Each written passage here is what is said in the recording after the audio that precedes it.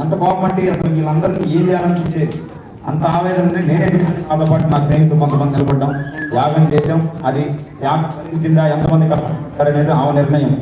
కర్మణ్యేవాధికారస్తే మా ఫలేషు కదాచన. కర్మ చేయటం మాత్రమే నా పని, దాని ఫలం ఇవ్వడం ఇవ్వకపోవడం ఆమె పని. కృష్ణుడు చెప్పినట్టు. కాబట్టి మీరందరూ అమ్మవారిని పొగుడుతున్నారు, అవునా? మిమ్మల్ని అమ్మవారు రక్షిస్తుందా లేదా? మనసుకి ఎవరికైనా అమ్మవారు మమ్మల్ని రక్షిస్తుంది అమ్మవారు చేయొచ్చు, నిజంగా మనసు వెంట ఎంతమందిని అమ్మవారు రక్షిస్తుంది అని మీరు నమ్ముతున్నారు కదా. ఆమె ఆమె అంటుంటే దాన్ని నాశనం చేస్తుంటే మనం కాపాడుతుందా లేదా? ఉన్నదా? నేను ప్రయత్నం మొదలుపెడుతుంది ఏంటి అనేది నాకు సంబంధం లేదు. ఈ ప్రయత్నంలో మీరందరూ కూడా నాకు తోడు ఉండాలి. ఉంటారా? మనం ఏం చేయగలం అది చేస్తాం. అది చేసిన పుణ్యమే. ఉదయం అమ్మవారు బలి కోరదు అని ఒక్కడు నమ్మిన, ఇంకొక జంతువు ఇబ్బంది పడదు, ఇంకొకటి మోసపోదు. ఎవరు మోసపోకుండా అమ్మవారిని నిజంగా నమ్మాలి, సత్యాన్ని తెలుసుకోవాలి, ధర్మాన్ని, వేదాన్ని కాపాడడానికి పీఠాధిపతులు మఠాధిపతులు ఉన్నారు, పురాణాలు కాపాడడానికి ఉన్నారు. కానీ అమ్మవారి విద్యని ప్రత్యేకంగా కాపాడే వాళ్ళే. ఎందుకు లేదంటే ఆమె విద్య చాలా గొప్పది. ఆమె విద్యలోకి వెళ్ళిన వాడికి ఇంకేమో సుఖంగా ఉండిపోతాడు. వాడు సుఖంగా ఉంటే ప్రపంచాన్ని వదిలేస్తాడు. కాబట్టి అమ్మవారే నాకు నిర్ణయం ఇచ్చిందని నేను అనుకుంటున్నాను, ప్రయత్నం చేస్తున్నాను. మీరందరూ కూడా నిలబడతారని ఆశిస్తున్నాను.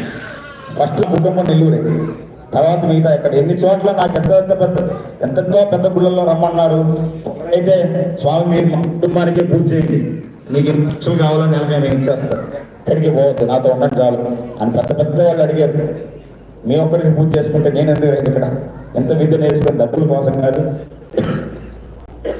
వేరే దేశానికి రమ్మని, ఏ దేశానికి పోను, ఎవరి దగ్గర దాసోహం అందించి ఒక తల్లి దగ్గర తప్ప నా తల ఎవరి దగ్గర వంచపోయేది లేదు. ఆ తల్లిని తప్ప ఇంకెవరిని అడిగేదే లేదు. ఆఖరికి నా కుటుంబం రోడ్డు మీదకి వచ్చిన నేను మాత్రం ఎవరి దగ్గర చేయి దాసను, అమ్మవారి విద్య నమ్మి బతకను. ఇలా ఎవరైనా అమ్మవారి విద్య మీద ద్రోహం చేస్తుంటే నా గొంతు అందరికీ వినిపించేలా మీరు ప్రయత్నం చేయాలి, సహాయం చేయాలి. అమ్మవారి పేరు మీదే మనం యూట్యూబ్ ఛానల్ పెట్టాం, దాంట్లో అన్ని విషయాలు చెప్తున్నాం. మీకు ఎలా అమ్మవారిని చేరుకోకపోతే చెప్తాను. ఎందుకు మీరు చేరుకోవాలి అంటే, ఒక బ్రాహ్మణుల వంశం ఉంది, ఎక్కడ ఆకుండా వాళ్ళ కొడుకులు పుడుతూ వాళ్ళు పెరుగుతూ వాళ్ళందరూ ఉద్యోగాలు చేసుకుంటూ మంచి మంచి స్థాయిలో వంశాలు పెరుగుతూనే ఉన్నాయి. బ్రాహ్మణులు ఎలా పెరుగుతున్నాయి? ఆ కులాన్ని కాపాడేది ఎవరు? గాయత్రి.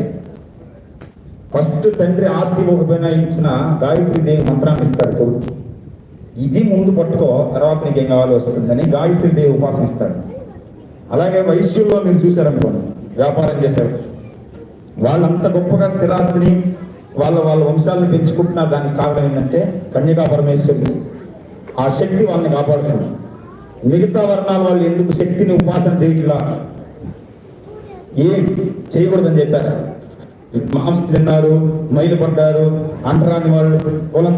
ఈ అమ్మవారు చెప్పలే మీరు మంత్ర జపం చేయడానికి అర్హత లేదు అని ఎవరైనా చెప్తే వాడిని అసలు మనిషిగా చూడకండి, పశువుగా చూడండి.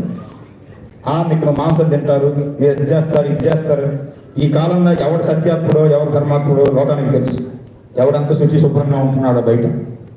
శుచి శుభ్రత మడి ఆచారం నీ మనస్సుని కాపాడుకోవడానికి తప్ప అమ్మవారిని చేరుకోవడానికి కానే కాదు. మీరు శుచిగా శుభ్రంగా ఉంటే మనసు బాగుంటుంది, అమ్మవారికి దండం పెట్టుకోవడానికి బాగుంటుంది, అంతవరకే అది.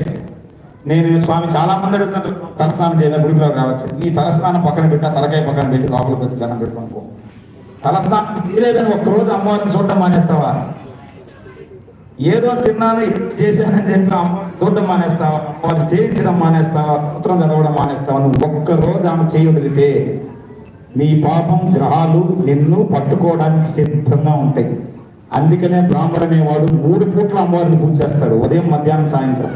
ఒక్క పూట కూడా యదహ్నాత్ కరుతమే పాపం సదహ్నాత్ ప్రతిక్షతే. మధ్యాహ్నం చేసిన పాపం, ఉదయం నుంచి మధ్యాహ్నం చేసిన పాపం తగ్గి నేను ఉపాసన చేస్తున్నాను పోగొట్టు.